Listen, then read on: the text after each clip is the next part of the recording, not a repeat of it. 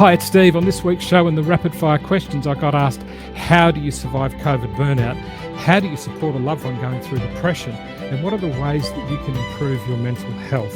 I'll answer all those three in 5 seconds time. Ready, camera, studio standby. Video is ready for live. If I enter your life, it will change. Stephen, your show is not a show. You show everything with such authenticity. It's an experience. Donna, where are we? I've ad-libbed. How to improve mental health. Okay.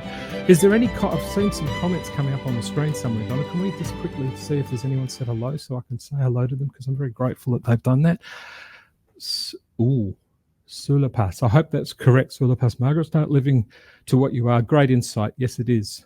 Yes, it is. Thank you for that. And Jam, hello, Toby. Your mental health is to be able to express your feelings. Absolutely. And there's some stuff we're doing in the coming weeks about the chemistry behind mental health and stuff. So how do you improve your mental health? I think there's a slide on this, isn't there, Donna? Which is the next one, I think. So how to improve your mental health? Yeah, here we go. Put that up on big for me, Donna. Okay. Again, it's going to be scary. So for anything you do with trying to improve the mentality, which is your brain and your emotion controlling your thoughts, your emotions, and those types of things, is going to be scary, because change is scary. First stage of change is awareness. The second stage of change is having the courage to act. So it's going to be scary. Get involved in that. One of the things that I've become, and for those of you who follow me and have followed me for a while, you notice that I'm not as active on social at the moment. We'll be a little bit more, but I've cut back on social because during the course of the lockdown here in Australia, because I'm not living in Sydney, I don't have a social community. It's pretty hard to create one when you're in lockdown. I spent over about 200 days literally in this apartment all by myself. So the end result is it's going to be scary. So you need to cut back on social, because guess what? Remember what I said in the second studio of not so long ago? When you talk to people about mental health, most people are describing the water while you're drowning. So I cut back on social. I strengthened my relationships. For example, when Donna approached me in the middle of last year, I made it abundantly evident I was looking for someone not to work with me, but work alongside me. Donna's now the co-founder of the Sede group. And I also wanted someone who understood the mission and legacy I was trying to create. And by chance, Donna was doing something very similar. So I strengthened my relationships by my engagement with Donna the boss, as I call her. Be kind, be self-caring. Be kind. That was something I didn't do very well. Did I have a few too many beers? I didn't do drugs or anything stupid like that, but did I overeat? Yes, I did. Did I sometimes have a beer on a Friday night because I was lonely? Yes, I did. Did I know it was wrong? Yes, I did. But I didn't get into extreme alcoholism and stuff, but I was having a beer because it was companionship. So be kind and be self-caring. So now I do things where I go onto Dr. Berg. If you haven't seen Dr. Berg, I'll go and why is there certain things happening? What's causing this type of behavior? What's causing this type of facial things that I have sometimes? My skin condition, what caused that, Dr. Berg? Dr. Berg, Berg, worthwhile Googling. It's got about 7 million subscribers. The guy's really good information about self-care from a medical point of view. Your terms, movement and exercise. That's a typo by me. There you go. If you get tangled up, tango on, everyone.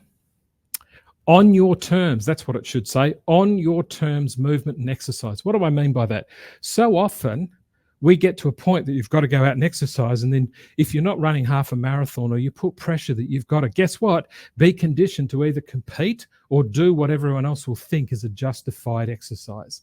So one of the things that I did, I contacted a lady by the name of Tanya. Hi, Tanya, if you're watching. She's a Sede guest from many, many years ago. And I know Tanya's pretty healthy and fit and everything like that. So I just sent her a WhatsApp message saying, hey, Tanya, do you mind if every now and then I drop you a picture of me just out walking around the Botanic Gardens here in Sydney, which is beautiful, near the Opera House? I didn't know that she'd put me in a WhatsApp group of people who were doing exactly the same thing. But I do the movement on my terms. While some people are at gyms doing extreme exercises, I just do walking. Why? Because my current age, my current weight, and my current lifestyle with me not particularly looking after myself, not being kind and being self-caring, it's not a good idea for me to go running. Your terms, movement and exercise. Because if you try and do what someone else tells you to do, you'll end up not doing it. So do something you can buy into. Right, not rich food. I've also then gone to some ways of Dr. Berg and everything about how to influence the way that I eat, and be kind and take it easy. Don't buy into this thing that you've got to beat yourself up. If I'm going to exercise, it's a marathon. If I'm going to change the way I eat, I've got to have a slice of kale and eat spinach for the rest of my life, and I'm only allowed one lettuce leaf every 3 weeks. Don't punish yourself. Be kind. Take it easy. Everything in moderation. Anything else, Donna?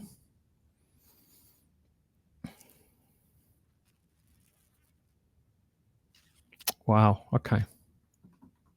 Let's go to Studio B for a bit of a chat about this one. One of the best ways that I could answer this, because I had a version of this myself.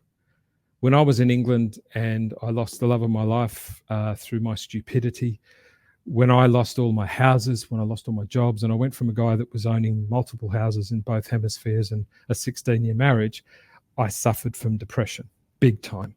My depression was so bad, I put the roof down in a convertible and went for a drive with the sole intention of not surviving. Another story for another time. One of the things that was really critical to me during that period is that people didn't try and fix me, because I found it really difficult. Because number one, depression is an admission of failure. And remember, we're very curious and competitive beings, male or female. Human beings are not in the habit of not succeeding. Human beings don't like to admit they've failed. So when you're trying to support a loved one with depression, one of the things you need to do is try and avoid repairing and fixing them. What you need to try and do is try and avoid applying conditioning to them. What you need to try and do is allow them an area for them to express. Now, there's a difference between someone sharing with you about their depression, woe is me, woe is me, woe is me, woe is me, woe is me. And one of the best ways of helping that, and I had a really, really a lady who works for GlaxoSmithKline, I actually engaged her, and she was a professional lady, Anne, beautiful lady. And one of the things she did was she gave me space in this period of my depression. She gave me space to share, but she was always coaxing me towards and sort of pushing the conversation towards, but what if, Steve? But what if? So if you're in a conversation with a loved one that's suffering from some form of depression, give them room to dance and use this expression constantly. Yeah, but what if? You know, my life's rubbish. I lost my wife. I lost all my cars. I remember talking like this. I just want to end my life. I just can't handle it. I just hate it. Yeah, but what if you could live, Steve? What if you could find a way to come back? Just curious. And then she'd stand back and let me dance. And most of the time I wouldn't dance to that tune. I'd go back to the admission of how much I'd failed. Back to the main board, Donna. So one of the main things that you want to do when you're speaking to people, loved ones, give them room.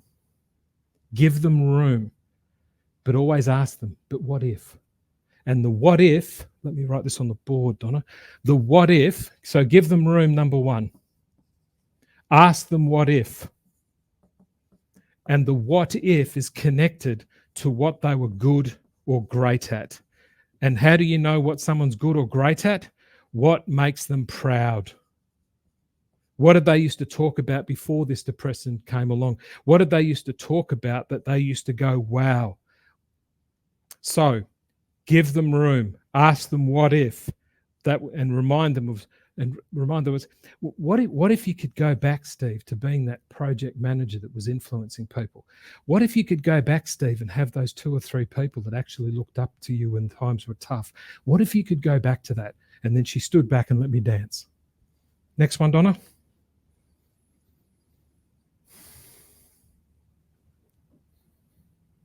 How to decide for yourself if you're competitive and people pleaser. How to decide for yourself if you're competitive and people pleaser. Let's go to and have a chat with Jam about this, and Toby. How to decide for yourself if you're competitive and a people pleaser. If you're competitive, it means you want to win. So my first question is, who are you wanting to win for? Because if you're wanting to win for yourself at all costs, it's called selfishness. and it's usually driven by your ego, and your ego is usually driven by the thing of protecting you, which is really important. But if you're reacting to something that might be fearful, that's your ego doing its job protecting you. If you're being proactive to try and compete and beat someone and be better than someone, it's your ego trying to make you better than them because you don't think you're good enough. So first of all, when you say if you're competitive, how do you decide for yourself if you're competitive and a people pleaser? Number one, competitive for what? Competitive to help others or competitive to help you is the first thing I'd talk to you about. The second thing is a people pleaser. Is that for you or for them? Because if my job was about being competitive to be the best coach you've ever heard of, Jam, go with me, okay? If my job was to try and get you to sign up, if my job was to be a people pleaser so I could tell you how good I am, I wouldn't admit to you all my failures. I wouldn't. I'd be too busy trying to convince you that I'm so good and have a green screen with a pool here or a beach saying, give me your email details and I'll tell you how to buy this, or I'll tell you how you can get it. So how do you decide for yourself? Are you competitive for the purposes of helping others? Are you trying to be the best you can so you can be the best for them? And by being the best for them, you're best for yourself. And secondly, are you people pleasing for them or for you? And you've got to get to the core of why is it that you function? I am, back to the main board, Donna, in my case, I am on an obsessive journey. This is how I live my life. My job is to help you reach beyond yourself, period. So my competitiveness is, I jokingly say this, not too out loud too often, in Sede land, there is no competition. There's only lesser alternatives because no one's going to have their heart for you as much as Donna and I do. Nobody. Doesn't mean I'm any better than anyone else. My job is, you want to love and be kind and be supportive of people more than us? Good, you'll have your tongue out doing it because that's what I do in terms of the competitiveness of me being the best I can for you, and I people please for them. Because if I'm competitive for them, I people please for them, I love who I am. Jam, go love who you are by deciding why is it that you're competitive? Why is it that you're a people pleaser? And if the answer's not them, reevaluate why you're doing it. Because I think the answer is, you just need to give yourself permission. You're right, it's okay to be that. Okay, Donna. Is there anything else? Okay. There's a couple of ways you can answer this, and we'll do this quickly so we're running on time. I think the best way in the current climate is to accept that the actual COVID issue has reached its peak and it's coming away. But things about remote working, the way that people are living now, the way that the transformation that's happened that's been forced upon us. So when social media came along and mobile phones came along, the way that we worked, the way that we communicated slowly but surely changed. When we went from the horse and cart to the car, when we actually started having aeroplanes that could get around in a timely manner, all of those things, the railways, they slowly over a generation changed the way that we lived and behaved. COVID changed everything for everyone all at once at a speed and an emotional impact that we haven't experienced in generations. So how do you deal with COVID burnout? Number one, be kind to yourself. How have I dealt with the fact that I used to travel a lot? How have I dealt with the fact that I was supposed to be set up in Manhattan by a company for 5 months in February of 2020 and live in New York City for 5 months at someone else's invitation, and COVID smashed it all. And the next thing I know, I'm in Sydney, which is no complaints, and it's the longest I've been anywhere for 10 years. And all of my travel and everything stopped kaput, which was my life. So one of the things is, how do you deal with COVID burnout? What were you good at before COVID came along? How have you survived during the course of COVID?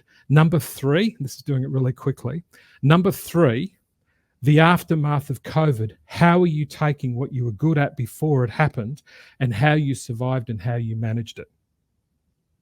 Because one of the things people need to get focused on, and this is what I did, I never had a studio set up in an apartment because I never had an apartment. So one of the things I do now is, if I could actually start traveling, which I could, I've got this infrastructure here now. So I've got this issue about, what do? I've got this studio and shows and all this stuff that I've created. But what I was good at before I started was video. I just did a thing called street sessions and I filmed wherever I was in the world. So my number one thing, how do you deal with COVID burnout? What were you good at before COVID came along? What are you most proud of in terms of how you survived the journey of COVID? And then number three, as we come out of that, what are you good at? How did you survive? And put those two together and get around good coaches, good mentors, good people, and build your life. That's the best way to deal with COVID burnout. You don't deal with burnout. You repair out based on what you were before you started. Okay, any more questions or anything, Donna? Because I think we need to get wrapped. We're a little bit over time. We're done. I've got the thumbs up from Donna in the broadcast office, so we're done. Okay, everyone. As I said to you before, if you're wanting to get involved in the Sede Institute at community level or even coaching, reach out to us in all the different ways that you can. But until I see you in the next show, be well and be brilliant. Today, more than ever, humanity needs you. Start investing in the world called your dreams.